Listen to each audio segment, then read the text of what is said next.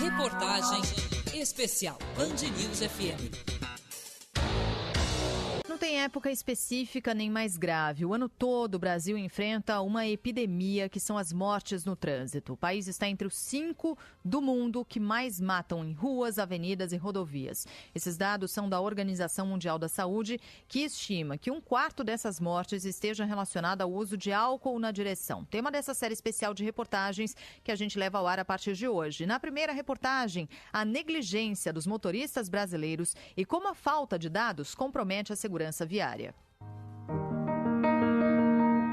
Educação no trânsito. É preciso ter educação no trânsito, não só para cumprir com as leis de trânsito, mas sim por amor à vida, à sua e a de outras pessoas também. Acho que se todos os motoristas pensassem dessa forma, com certeza muitos filhos ainda teriam seus pais e muitos pais ainda teriam seus filhos. As palavras são de Maria Eduarda Silveira Fernandes e deram a ela o prêmio de melhor redação da escola. Quem lê agora é a tia e madrinha Cristina Couto. A garota foi morta por um motorista alcoolizado 10 meses depois de escrever esse texto. A moto em que ela viajava com o pai em uma estrada de São Paulo foi atingida por um veículo que trafegava em alta velocidade e fazia uma ultrapassagem proibida. Eduardo tinha 38 anos e Maria Eduarda, 11. Meu irmão faleceu na hora, caixão lacrado, e a minha sobrinha ainda lutou aí por quase 20 horas. Foi para o UTI Sorocaba, tentaram de tudo, mas não resistiu aos ferimentos. Uma testemunha ouviu quando o motorista causador da tragédia ligou para a família e disse que tinha bebido. Ele se recusou a fazer o teste do bafômetro. Eduardo e Maria Eduarda entraram para a estatística incerta no Brasil, já que faltam dados sobre acidentes envolvendo álcool e direção. O professor da Fundação Getúlio Vargas, Ciro Biderman, criador do Mobilab da Secretaria de Transportes da cidade de São Paulo, explica que justamente por operarem no escuro, as autoridades brasileiras têm dificuldade de implementar políticas públicas para prevenir esses eventos. As políticas públicas todas deveriam ser o que a gente chama de baseadas em evidência. Desde o desenho, da política até, obviamente, a sua avaliação. Como eu vou avaliar uma política pública se eu não tenho evidência para isso? O que se sabe é que, segundo o Ministério da Saúde, em 2014 foram 43.780 mortos no trânsito. Em 2015, 38.651. E esses números, baseados no DataSUS, podem ser subnotificados, como explica Ciro Biderman. Se houve um acidente e a pessoa morreu imediatamente, é muito provável que isso esteja reportado corretamente. Se houve um acidente e a pessoa morreu um mês depois, com um mês no hospital, você já não sabe se vai ser reportado corretamente ou não.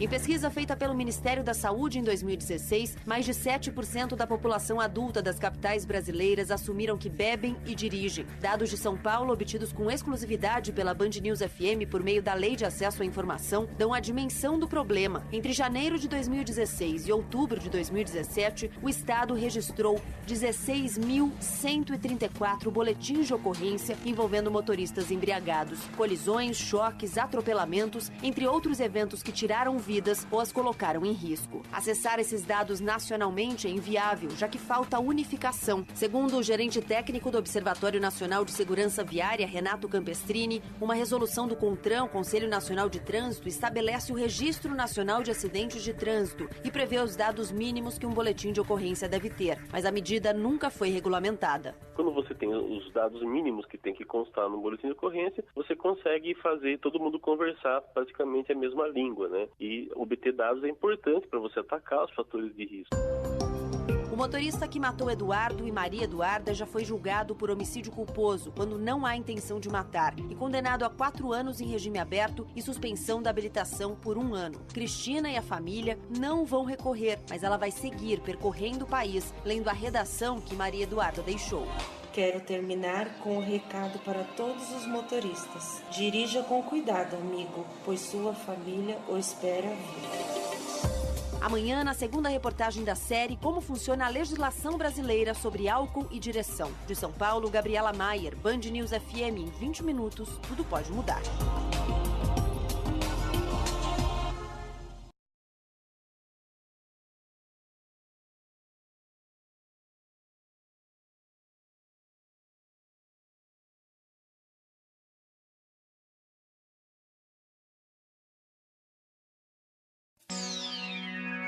Reportagem especial Band News FM.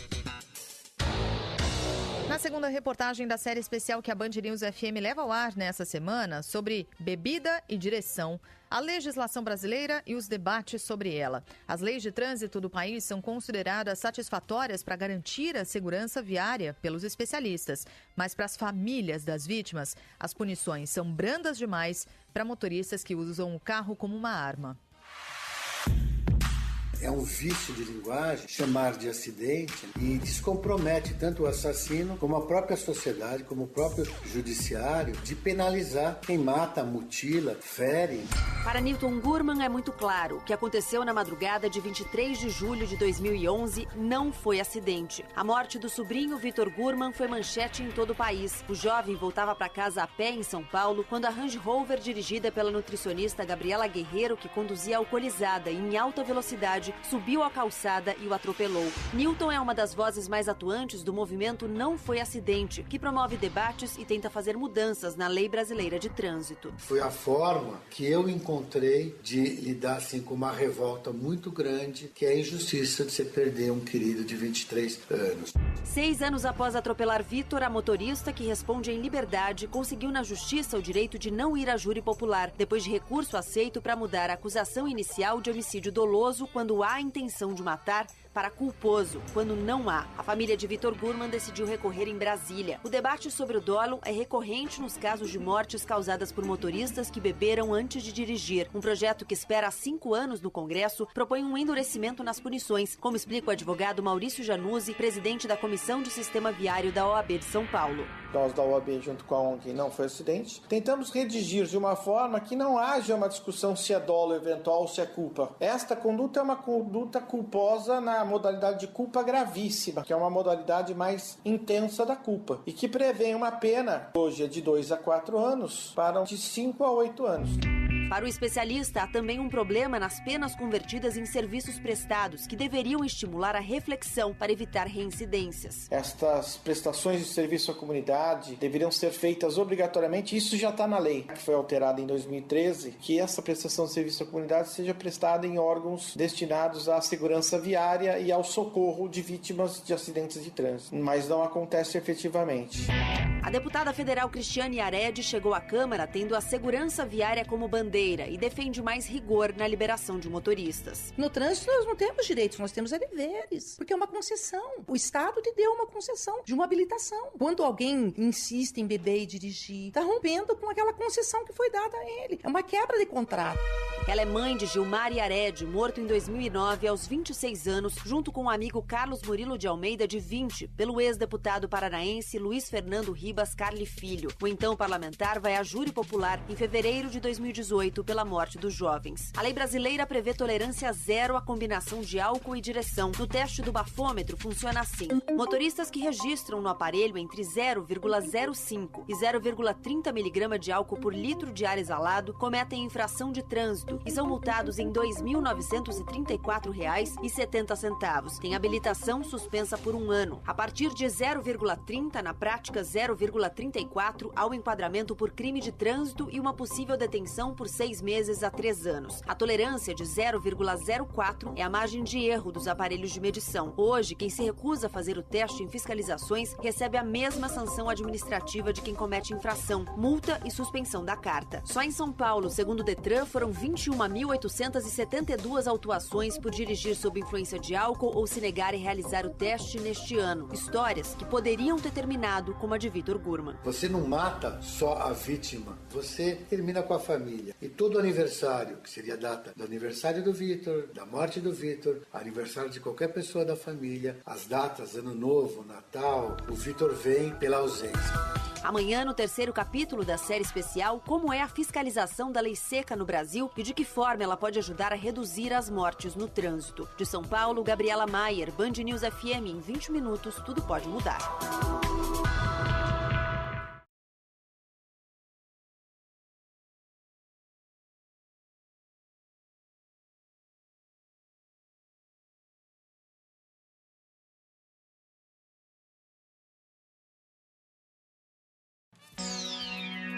Reportagem especial Band News FM. Hoje, no terceiro capítulo da série especial sobre álcool e direção, como funciona a fiscalização da lei seca aqui no Brasil, os bons exemplos de fiscalização eficiente no país e como apertar o cerco mesmo a condutores imprudentes pode ajudar a reduzir a alta média brasileira de 19 mortes no trânsito a cada 100 mil habitantes. São 11 horas da noite de um sábado, um dia muito chuvoso em São Paulo, chuva forte, as pistas estão bastante escorregadias. Acabou de ser montada uma blitz na região central da cidade e já tem motoristas sendo autuados ou por terem se recusado a fazer o teste do bafômetro ou por terem feito o teste e o teste ter detectado a presença de álcool. Todas as noites nós temos pessoas alcoolizadas dirigindo, seja segunda-feira, terça-feira, feriado, finais de semana.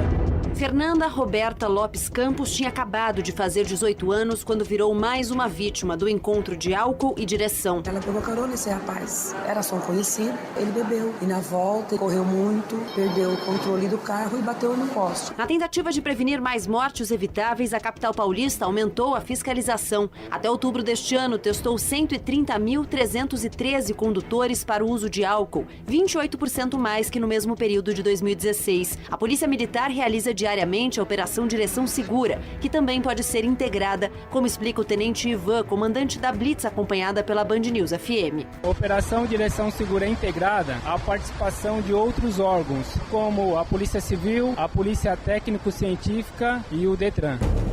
A boa integração foi um dos fatores que transformaram o Rio de Janeiro em referência brasileira na fiscalização da lei seca, como avalia o coordenador do SOS Estradas, Rodolfo Risotto. A partir do momento que se passou a ter uma operação de fiscalização e fosse uma operação com a presença de vários agentes. Você tem guarda municipal, pessoal da Polícia Militar, tem entidade vítima participando.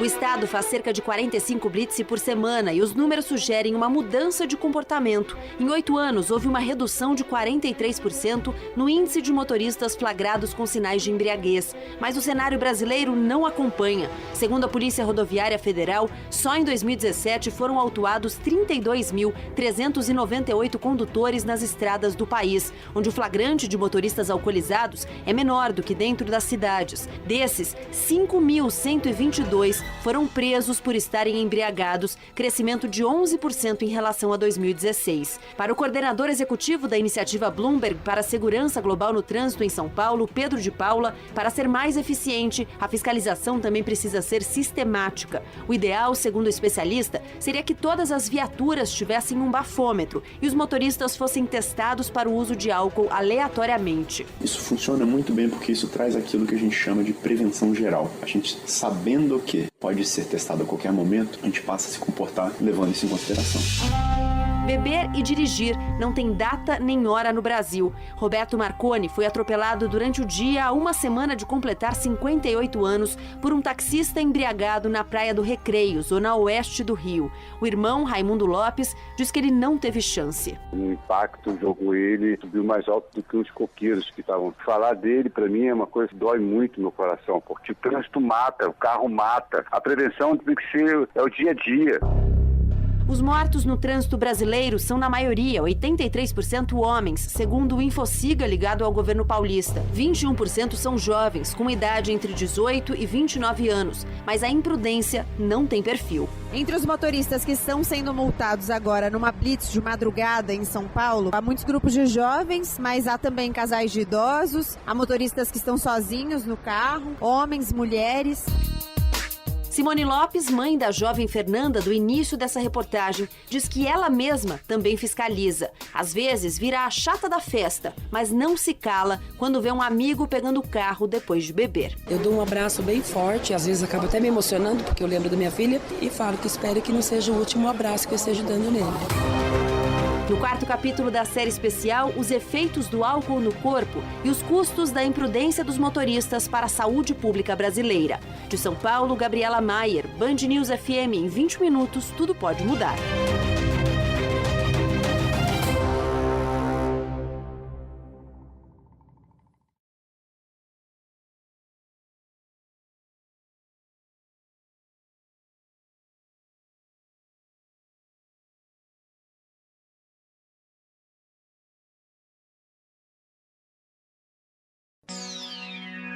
Reportagem especial Band News FM. As tragédias no trânsito brasileiro custam cerca de 50 bilhões de reais por ano aos cofres públicos do país. No quarto capítulo da série especial da Band News FM sobre beber e dirigir, o impacto dessa combinação na saúde pública e como a bebida alcoólica age no corpo, oferecendo risco na condução de um veículo. Todos os dias que você acorda, se lembra da alegria. Ele era uma pessoa super alegre, ele enchia a nossa vida de alegria. Você tem uma consciência clara que você não se recupera disso. Você vai ajustando a sua defesa de conviver, mas você não resolve na tua cabeça. Pércio e Elizabeth são pais de Pedro. Ele tinha 25 anos na noite de 19 de agosto de 2006 e pedalava no eixo rodoviário sul, no Eixão, área central de Brasília. No aniversário da filha de 8 anos, Pedro foi atropelado por um motorista embriagado a mais de 120 km por hora. Não é possível você perder uma vida em função de um ato criminoso de uma pessoa ao volante. A sociedade não pode aceitar isso. E nós, no Brasil, nós temos aceitado isso. Quem dirige alcoolizado não tem a mesma velocidade de reflexo que o motorista sóbrio. O álcool compromete a capacidade motora e altera os sentidos, como a visão e a audição. Diferenciar sons fica muito mais confuso para quem bebeu, especialmente em ambientes tumultuados. Pode haver uma sobreposição dos ruídos. Em outros casos, é como se a audição ficasse mais lenta, pastosa, como a fala de quem passou da conta. Além de colocar outras vidas em risco, quem bebeu tem mais dificuldade de resistir às lesões no caso de um trauma, como explica o diretor da Associação Brasileira de Medicina de Tráfego, Alberto Sabag.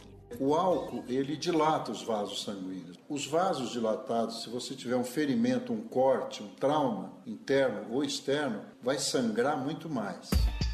A recuperação das vítimas do trânsito costuma ser lenta e cara. Segundo o Ministério da Saúde, de 70% a 80% delas são atendidas pelo SUS. Tragédias de trânsito são a segunda ocorrência que mais gera atendimentos nos serviços públicos de urgência e emergência em todo o Brasil. Entre 2010 e 2015, 1 bilhão e 300 milhões de reais deixaram os cofres públicos apenas para esses gastos nos hospitais. Uma viatura de resgate é muito cara, até você colocar essa pessoa no hospital. Normalmente no hospital são procedimentos complexos. Uma vítima de trauma no trânsito tira em termos de recursos financeiros e o espaço, o serviço despedido pela equipe médica, de enfermagem e sustentação, o que daria para você tratar de 10 a 15 pacientes clínicos. Há ainda gastos indiretos e com pensões. Segundo o Observatório Nacional de Segurança Viária, o trânsito custou ao Brasil mais de 52 bilhões de reais em 2015, R$ 255,69 do bolso de cada cidadão. Dinheiro de impostos que deixou de ser investido em melhorias.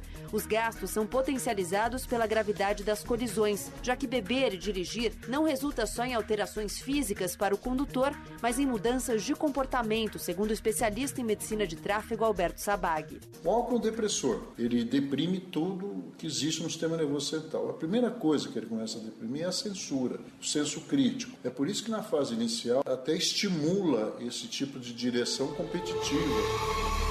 Tiago Neves perdeu a vida assim. A mãe, Leia, e a irmã Marta contam que ele voltava da faculdade na zona leste de São Paulo e foi atingido por um carro que disputava um racha. A família espera o resultado de um laudo solicitado pela promotora do caso, mas análises iniciais indicam que o motorista corria entre 100 e 150 km por hora em via cuja velocidade máxima é de 50. Ele ainda saltou algumas vezes para tentar chegar na ilha, mas a velocidade do carro foi mais rápido. Por mais que haja a punição, né, para os responsáveis, não vai amenizar esse sentimento. Você fica marcado para sempre. A gente não consegue mais passar naquele local. Uma vida vale muito, não pode ser banida. É uma vida preciosa dessa tão importante para a sociedade, para a família. No último capítulo da série especial, como o Brasil pode reduzir as mortes no trânsito e os países que conseguiram melhorar a segurança viária. De São Paulo, Gabriela Maier, Band News FM. Em 20 minutos, tudo pode mudar.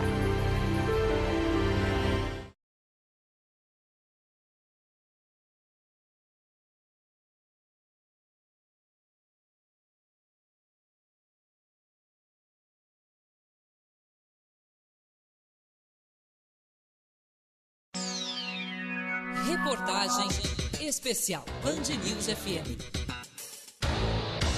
Dirigir sob efeito do álcool aumenta de 4 a 10 vezes o risco de se envolver em uma tragédia no trânsito. Na última reportagem da série especial que a Band News FM levou ao ar nesta semana sobre álcool e direção, os desafios que o Brasil tem pela frente para combater a imprudência dos condutores e os bons exemplos de políticas públicas para a segurança viária. Se der acima de 0,33, 0,34 para cima, seria crime. O equipamento ele registra de 0,0 até 2,0. Vamos ver? Bastante, não? Bastante. Em pulmão de ar, tá. Assopre. Quanto deu?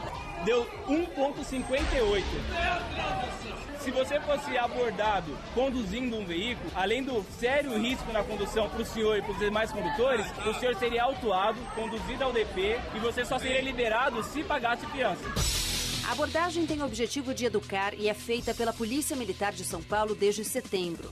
São 10h20 da noite de um sábado. Os policiais vão a bares, restaurantes onde as pessoas consomem bebida alcoólica para alertá-las sobre os riscos de pegar no volante depois de beber.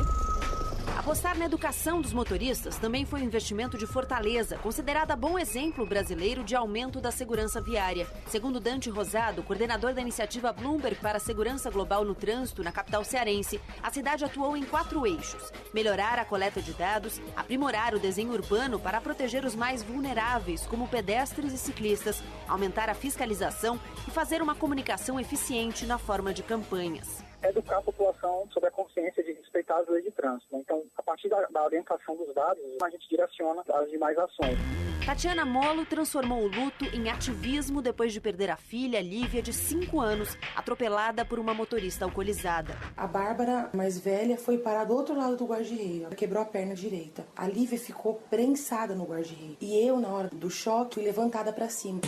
Ela acredita na conscientização das pessoas para evitar que outras famílias sejam destruídas. Tudo que eu posso fazer para conscientização, eu faço. Não que eu não bebo. Eu tomo uma cerveja. Eu também gosto, mas eu não dirijo. Hoje eu vou lutar pela memória da minha filha, por você, pela tua família, pela família do meu vizinho da esquerda, pela família do meu vizinho da direita e por pessoas que talvez eu nem conheça.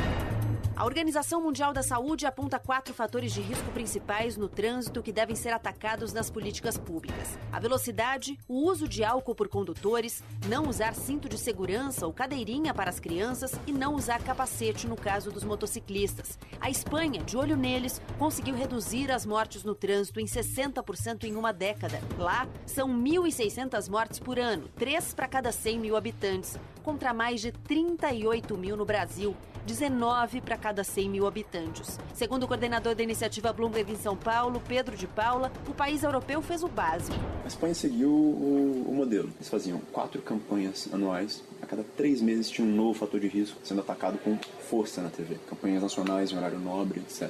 No dia seguinte, fiscalização forte nas estradas e nas ruas urbanas. Isso associado a um monitoramento bastante compreensivo de dados, de como, onde focar, quais fatores de risco focar.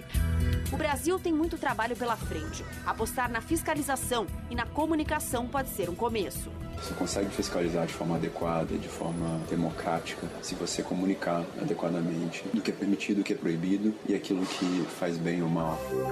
As campanhas brasileiras são pouco impactantes e mudar a cultura dos motoristas deveria começar cedo, como avalia o gerente técnico do Observatório Nacional de Segurança Viária, Renato Campestrini. Colocar a educação de trânsito nas escolas, fazer com que as crianças, quando estiverem mais presentes no meio, tenham a consciência da percepção do risco, das atitudes desejáveis para evitar se envolver em um acidente, causar mortes e ferimentos em outras pessoas. Este também é o apelo de Antônia Batista. Hoje em dia todo mundo tem um celular e vê notícias. Hoje em dia todo mundo tem uma televisão. E que as pessoas tomem consciência dos seus atos. A filha dela, Brenda, de 21 anos, morreu quando o carro em que ela estava, conduzido por um motorista alcoolizado, caiu em uma ribanceira na BR-174, rodovia que liga Manaus à cidade de Presidente Figueiredo. É uma dor que não passa, pelo contrário, é uma dor que só aumenta, porque ela aumenta junto com a saudade.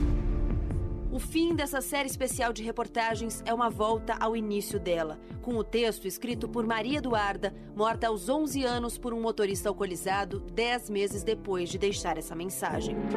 Por isso, quando crescer e começar a dirigir, sempre serei gentil e educada no trânsito. porque não quero que as pessoas que me amam sofram com a minha ausência. Quero terminar com um recado para todos os motoristas.